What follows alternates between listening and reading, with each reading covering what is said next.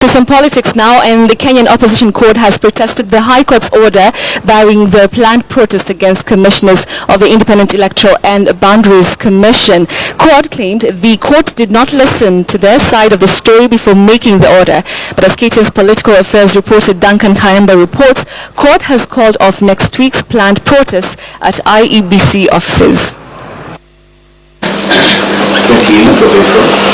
The Friday ruling by Justice Isaac Lenaola stopping CORD from staging their round 2 protests of Storm and Occupy IEBC did not go down well with the opposition, with their lawyers led by Senior Counsel and Ugenya Senator James Orengo terming it as compromised. We have not been given a hearing.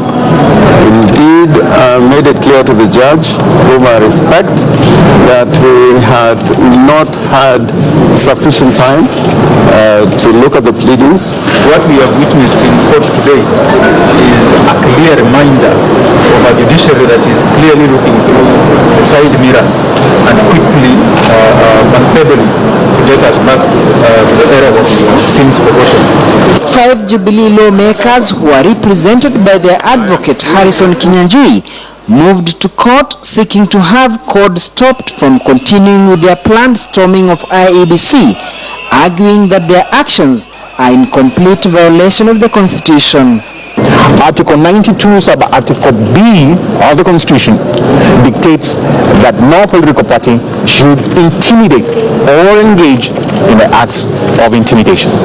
CORD, which has vowed to contest the ruling, has however announced the calling off of next week's protest in honor of the late former First Lady Lucy Kibaki. The statement from CORD Secretariat partly reads, "The CORD principals have reached a decision to postpone all political activity during the 3-day mourning declared by the government, and had instructed that the demonstration against IEBC scheduled for Tuesday 2nd May 2016 at 10 a.m. be postponed."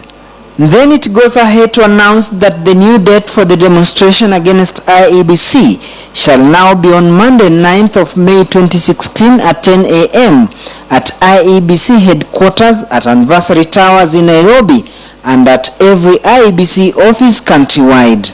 On Thursday, the Inspector General of Police Joseph Boynet cautioned all police officers attached to VIP protection to refrain from getting involved in all situations that may be in breach of the law while accompanying their respective VIPs.